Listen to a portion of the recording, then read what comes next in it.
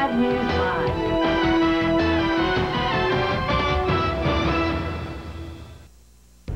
Good evening, it's Wednesday, February 13th, 2002. I'm Pat Grace. And I'm Jackie Nealon. Tonight, Clarion University is making a big purchase. That's right, they announced this afternoon they'd be purchasing more land for student housing.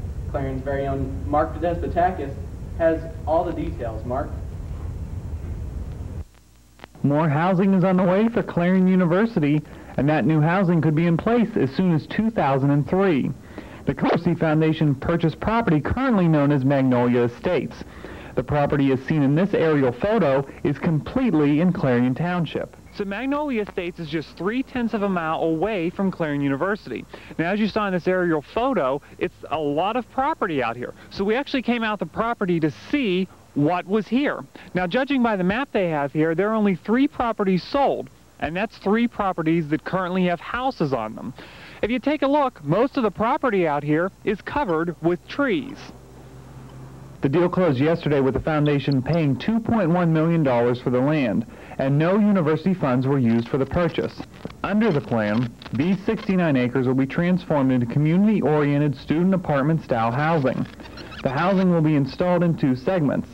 Under the plan, 160 beds will be in place by the fall of 2003. Our initial goal is to establish first 160 bed housing, and then follow up with that with the second phase of that, which would be another 160 bed housing. To tell you that we know exactly what that's going to look like at this point is false. This new acquisition comes after the state system of higher education asked universities to seek private-public partnerships to help suit their housing needs. We did not use state funds for the purchase of this land, nor is there any plan to use state dollars to build the student housing. So is this property owned by the foundation taxable? Properties all are taxable, and our plan is not complete as to how to deal with that in the future. We have no immediate plans to apply to have that property removed from the tax rolls. Of course, there are many details to be worked out before work can begin, including design, sewer taps, and construction. The foundation, as well as university officials, hope this new development will be an appetizing alternative for university students who prefer to live in an off-campus setting. In Clarion Township, Mark Despotakis, TV5 News. This new acquisition is in its early stages. There will be more details to come, and you can turn to TV5 News for all the developments. And tomorrow night on Feedback with Mark Despotakis, Mark will talk with the Clarion University Foundation President, Chuck Leach, about the new acquisition. That's tomorrow night at 7:30 here on Clarion's very own TV5.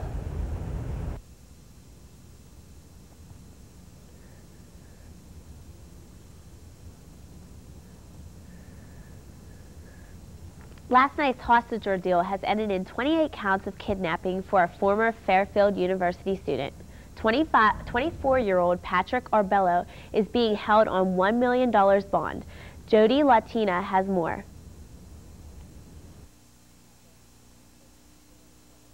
Like, 2 of my roommates aren't going to class. They're kind of scared, so.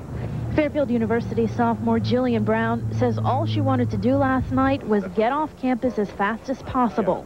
You hear stuff like this on the news, but you never think it's going to be in where you are. The Catholic University was locked down yesterday around 4.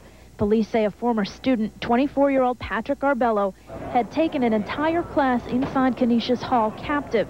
Police say Arbello claimed he had a bomb and demanded authorities read a letter. It was him versus the world at that time. He cleared out any guys that were in the classroom and let a few girls out and made everyone else throw their backpacks out the window. He was weird. He used to have sort of like Nazi-type material in the room, like posters and...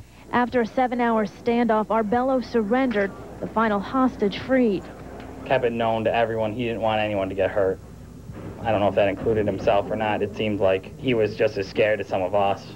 University officials say the emergency response by hostage negotiators was excellent, but admit only dorms are equipped with security pass cards and classrooms are open to the public.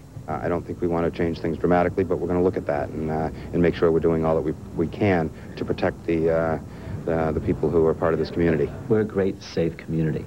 And I believe it's very important for both the university and town to remain an open. This is a democracy. We want to celebrate our freedom. We want to have freedom of movement. In local news, for the past several months, the Clarion Courthouse has been under renovation. Now the workers are beginning to finish up the masonry work and getting back to the roofing work that was on the originally contracted. Also, they began working on the balcony lights that will display all the New York on the clock tower. March 1st is the expected finishing date. However, the cold weather is beginning and it's making it hard for them to work efficiently.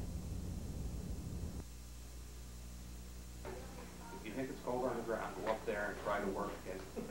They pretty much work in their bare hands. Because of what they're doing, they just can't do it with gloves on. So it's cold. They do have heaters up there, and it brings it up to someplace between 25 and 30 degrees.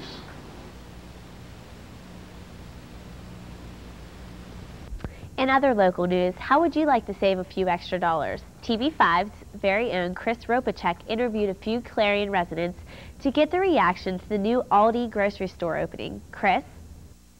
Clarion residents can look forward to a new discount grocery store coming to our community. The Aldi Discount Grocery Store will be located in Clarion Township on 5th Avenue near Comfort Inn. Local residents are hopeful that the store will mean lower monthly grocery bills. I think it's going to be a great grocery store for down around this area. I think it would be fine. I mean, the prices, if they're competitive with all the college students to go here, the cheaper the better. Aldi opened its first stores in Germany over 40 years ago and soon brought their concept to the United States in 1976. The grocery chain has brought lower prices to the residents of 21 states, including Pennsylvania. University students will also benefit from the discount prices. As college students, we need cheap food, and Walmart, they're just not doing it for me. I need some really cheap food. You don't mind that it's not name brand food? I don't care. If it's cheap, it's okay with me. I think it's a bad idea because I think there's too many stores now, and it's just closing down stores that have been here for years. Although the community has showed some positive reaction, not everyone is pleased with the opening of Aldi. I have even had an experience with people that have told me that they feel so bad because, like County Market, and besides that, I had a very bad run-in with Aldi's. Terrible. Many local residents have varying viewpoints of the newest business to come to the Clarion area. Only time will tell if Aldi will be welcome here in Clarion community. In the newsroom, Chris Ropacek, TV5 News. Cabaret is the spring musical presentation by the Clarion University Theater Department. The play is scheduled for February 13th through the 16th at 8 p.m. in Warwick Boyd Auditorium. The show is set in 1929 in the city of Berlin, Germany, before Hitler's rise to power. Tickets are $9 for adults, $7 for children, and Clarion University students will be entered for free with a valid student ID. TV5's very own Carrie LePew interviewed a few of the actors and actresses and people involved in the performance to see how the show was coming along.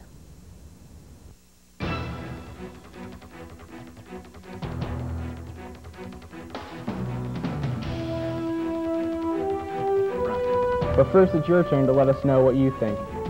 Call or email us with your ideas.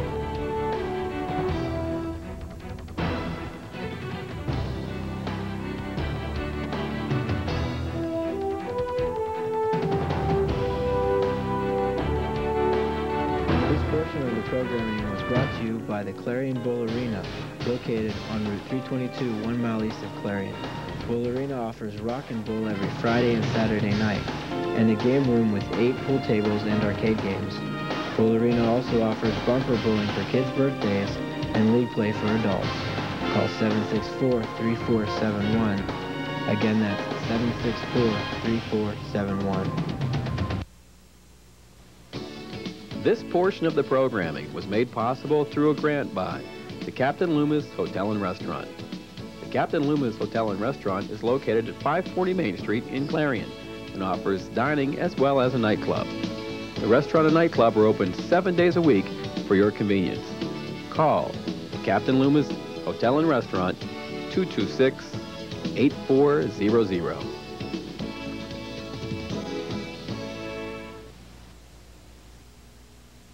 Do you want complete coverage of local, state, national, and international news as it happens?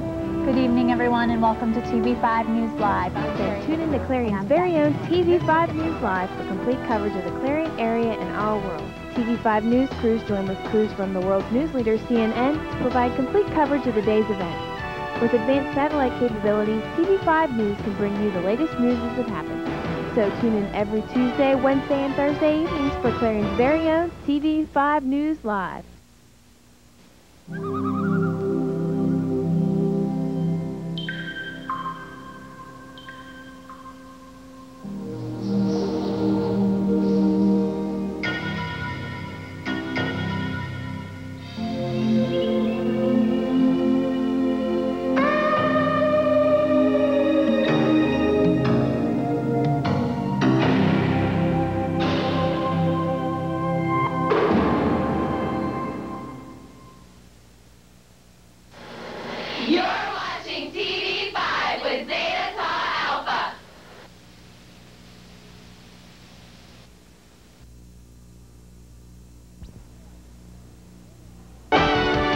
Watching Clarion's very own TV5 News Live.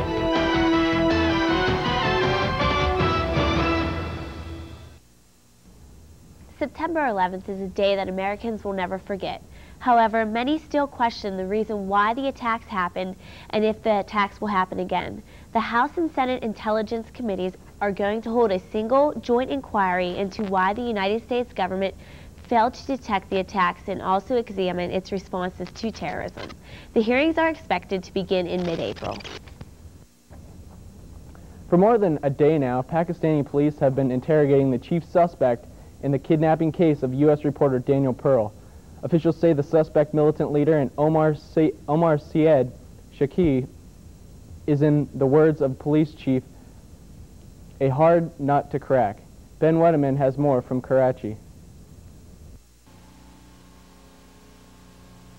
Pakistani police spent all day Wednesday intensely grilling the man they have described as the master journal reporter Daniel Pearl. Now, this man, of course, is British-born and educated Ahmed Omar Sheikh Saeed, more commonly known as Sheikh Omar Saeed. He was arrested in Lahore, a city in northeastern Pakistan, on Tuesday and transported soon thereafter to Karachi. Now, the police have been intensely interrogating Mr. Saeed ever since he was picked up, but say that he has yet to come up with any concrete, palpable details or information that might lead to the release of the kidnapped American journalist. Now, shortly after Saeed was detained in Lahore on Tuesday, he told the police that Mr. Pearl is alive and is in Karachi.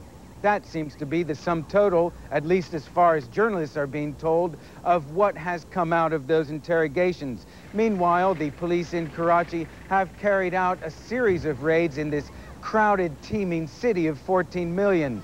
Those raids equally fruitless. Now, the caution that we're now hearing stands in stark contrast to the optimism that was coming out of Pakistani officials on Tuesday. They say now that they have no reason to believe Mr. Pearl is dead. He's still alive. I'm Ben Wiedemann, CNN, reporting from Karachi.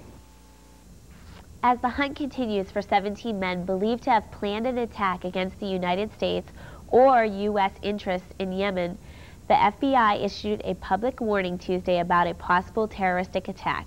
Based on the information gathered during interviews with Afghan detainees being held in Guantanamo Bay, Cuba, and Afghanistan. Director of Homeland Security Tom Ridge defended the alert this morning while speaking to the National Association of Manufacturers. He also talked about the plans for a national alert system. Yesterday's warning about an attack against the U.S. identified possible ringleader as Baza Yaha Auri, a Yemen citizen in his early 20s, born in Saudi Arabia. We had the announcement yesterday from the FBI about this terrorist, and it's the first time we've had a name and a picture and a possible date. Now, we are still not comfortable as a country when we release that kind of information. And I would say to you that it was the right thing to do. I'm glad we did it, and if it happens, we're going to do it again. But one of the things we're also working with, and again, this has to be part of a national strategy, is we're working with the state and local law enforcement and state and homeland security directors so we could have a language of alert, a national alert system. A judge says he wants to move ahead with the trial of a man known as the American Taliban. This morning, John Walker Lind was arraigned in a federal court in Virginia. His family was there for the proceedings, and as Elaine Keanu reports, so was the family of Mike Spann, the CIA agent killed in an uprising at the Afghan prison where Lind was captured. In a Northern Virginia courtroom, 21-year-old John Walker Lind responded simply, "Not guilty, sir," after the charges against him were laid out. Lind stands accused of helping to kill Americans abroad and providing support and services to terrorist groups, including Al-Qaeda. The charges, part of a 10-count indictment handed up last week by a federal grand jury. It was last fall when the former California resident was found among a group of Taliban fighters who staged a violent prison riot near Mazar-e-Sharif in Afghanistan. During that uprising, CIA agent Johnny Michael Spann was killed. Today, his family sat in the courtroom for the arraignment. He has certainly spent the last few years of his life with the belief that his extreme form of Islam sort of gives him the right and the responsibility to wage jihad against the West. He doesn't believe that, because this morning he has chosen rather to trust in the prosperity and the protection of the United States of America. Already, his defense team has tried to portray Lind as a loyal American who only fought against the Northern Alliance, not the United States. But the government insists the evidence so far indicates Lind was a terrorist. Evidence that includes a series of emails from Lind to his family, introduced by prosecutors last week. In one, dated February 8th of last year, Lind tells his family he doesn't want to see America again. With the nation under such high alerts, every alert is taken with the greatest sense of seriousness. So when a suspicious package was found in the Los Angeles International Airport this morning, it prompted an evacuation of the terminal. Passengers left the terminal and waited outside while a bomb squad moved in to investigate. Shortly after, officials found an irrigation device left by maintenance workers. An airport spokesperson later called the object an empty plastic container. The terminal has since reported open, and police determined that the package was not a bomb. At least 4 utility workers in Hollywood, California were injured this morning after 2 underground electrical vaults exploded. The victims suffered burns and smoke inhalation from the blast. The type of work being done in the vaults was not immediately known. However, a cable-spooled truck and a work van were found parked near one vault entrance at Vermont Avenue and 3rd Street. No word yet on what caused the explosions. Up next, Stephanie Dugan will join us with today's weather. But first, here's a look at tonight's stock report.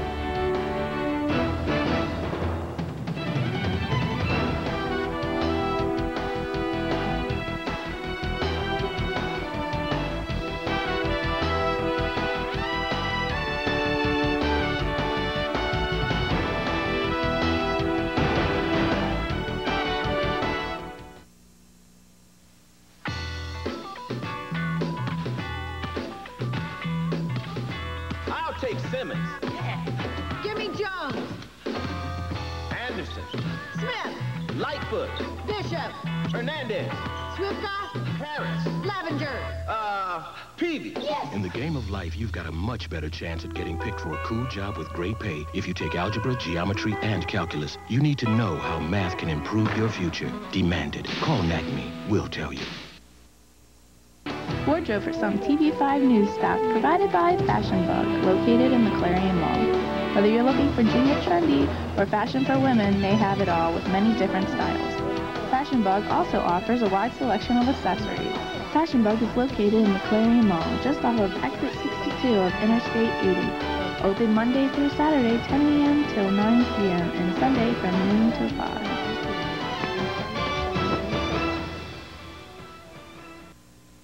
This portion of programming is sponsored by Reese Brothers, located in Drake Square Building in Oil City. Reese Brothers offers a competitive hourly wage plus daily bonuses, flexible scheduling, company-sponsored health benefits, and paid professional training. Call today at 1-800-365-3500, extension 684, or 677-9236 for your personal interview, or stop by and visit the Drake Square building. Ruth Brothers, where integrity and technology connect.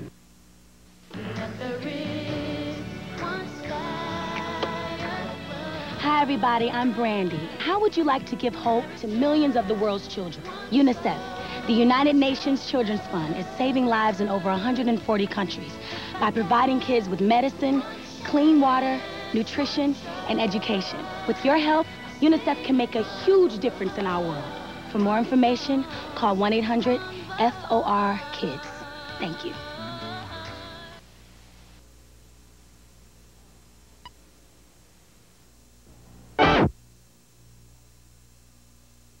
Different ways. TV5's own Carrie LaPoo went around to some of the Clarion area churches to see just what their practices involve. Carrie?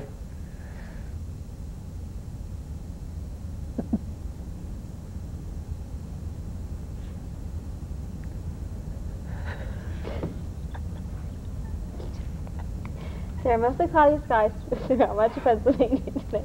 In Clarion and most of central Pennsylvania, the clouds start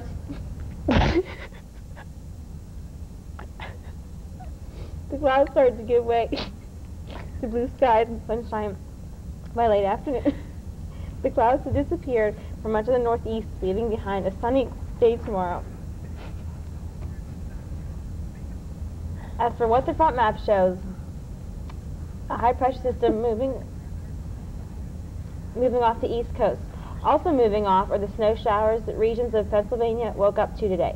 You can see those snow showers on the map. The small white area in the middle of Pennsylvania shows these snow showers. The front map for tomorrow shows only one thing: sunshine. The bad news is the sun won't last. By Friday, rain mixed with snow will move in and snow showers will be back for the weekend. Temperatures will stay around 40 degrees, but the rain and snow will make it feel quite a bit cooler. As for the next 5 days, it looks like Thursday, sunny skies with 39 and 26 for your highs and lows. Friday, rain mixed with snow showers, high 45, low 26. Saturday, snow showers move in with a high of 43 and a low of 20. Sunday, snow showers move back in again with a high of 37 and a low of 14. Monday, partly cloudy skies again with a high of 40 and a low of 15. So it's going to be sunny tomorrow, but things are going to cool off and snow is going to move in for the weekend.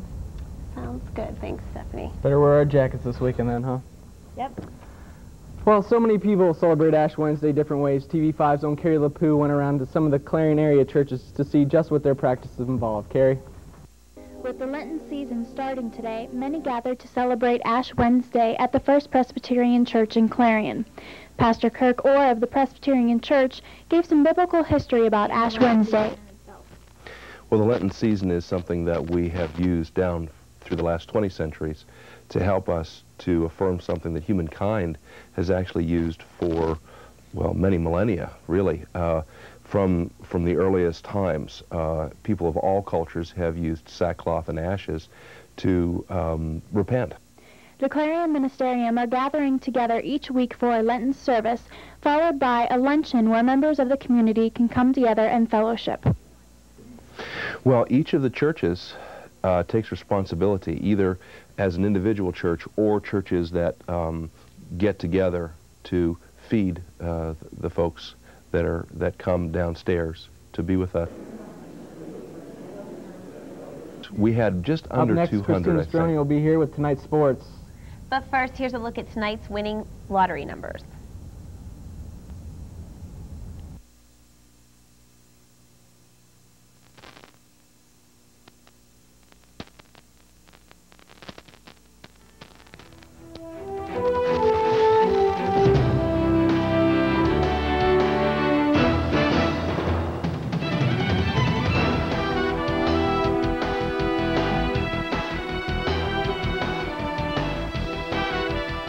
Of the programming was made possible through a grant by Fox's Pizza Den. Fox's Pizza Den is located on Old Route 66 in Clarion and offers all-day delivery. Phone 226-5555, that's 5555. Fox's Pizza Den is open 7 days a week for your convenience. Phone 226-5555. Do you want complete coverage of local, state, national, and international news as it happens? Good evening, everyone, and welcome to TV5 News Live. Then tune in to Clarion's very own TV5 News Live for complete coverage of the Clarion area and our world. TV5 News crews join with crews from the world's news leader, CNN, to provide complete coverage of the day's events. With advanced satellite capabilities, TV5 News can bring you the latest news as it happens. So tune in every Tuesday, Wednesday, and Thursday evenings for Clarion's very own TV5 News Live. On September 11th, America faced terrorist attacks of the worst kind. Innocent lives were lost, and a sad cloud was cast over this great nation. These acts were intended to cause fear among all Americans, including our children. But we cannot let that happen. There are things we can do to help our kids. Talk with them, listen to them, tell them they're safe and that they're loved. God bless you, and God bless America. This portion of the program was made possible through a grant from Clarion Hospital. Clarion Hospital is located off of Exit 9 of Interstate 80. Clarion Hospital offers outpatient services, transitional care, as well as an emergency room open around the clock every day of the year. More than 400 employees and 80 physicians work to serve the community. Call the Clarion Hospital at 226-9500. Clarion Hospital, providing health care to Clarion County and surrounding communities since 1954.